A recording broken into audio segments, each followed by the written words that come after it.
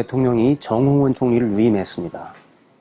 두 차례의 총리 후보자 지명이 불발탄으로 끝나자 이번엔 인사청문회를 하지 않아도 되는 편법적 우회로를 선택한 겁니다. 오늘은 이 문제를 중심으로 짚어보겠습니다. 워낙 예기치 못했던 일이라 시중에 온갖 조롱 섞인 비유가 난무하고 있습니다. 하지만 저는 단순히 코미디로 치부할 문제가 아니라고 봅니다. 박근혜 정부의 불길한 운명을 암시한다는 생각마저 듭니다. 뭐랄까요, 역대 어느 정부보다 일찍 도래한 임기 말적 징후라고도 부를 수 있을 것 같습니다. 2달 가까이 식물총리로 있던 정홍원 총리는 기적적으로 생환했습니다.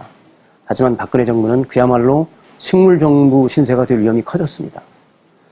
정 총리 유임은 단순히 말을 바꾼 것이나 공약을 지키지 않은 것과는 차원이 다른 문제입니다. 지난 2개월 동안의 모든 정치 행위는 총리 경질을 전제로 한 겁니다. 박 대통령이 그동안 했던 약속과 다짐과 각오는 모두 허언이 되고 말았습니다.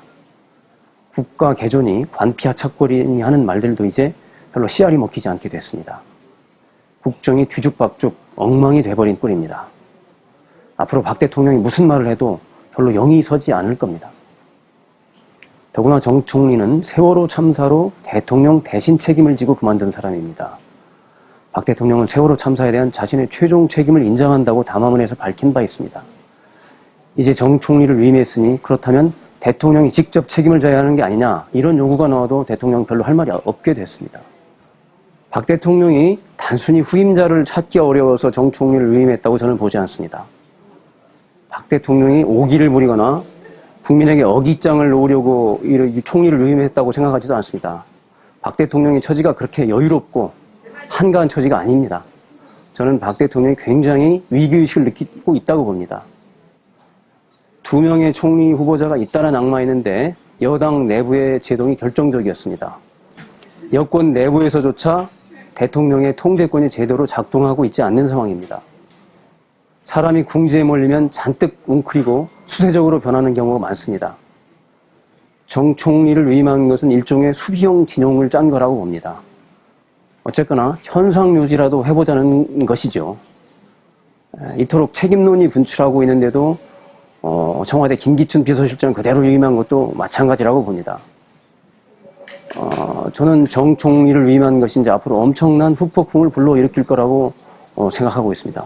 야권은 물론 여권 내부에서부터 불만이 분출할 것으로 봅니다. 너무나도 명분이 없고 국민을 설득할 논리가 없기 때문입니다. 굉장히 보수적인 논조를 피우던 언론들도 오기 아니면 무능이라며 박 대통령을 강하게 비판하고 나섰습니다. 이는 지지층이 무너지고 있다는 신호로 봅니다. 두 개 한 번 구멍이 뚫리면 걷잡을 수가 없는 법입니다.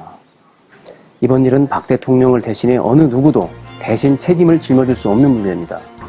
박 대통령은 방패도 없이 아무런 보호장구도 없이 빗발치는 책임론의 총알을 온몸으로 혼자 감당해야 하는 위태로운 처지입니다. 박 대통령, 이번에 너무 나가버렸습니다.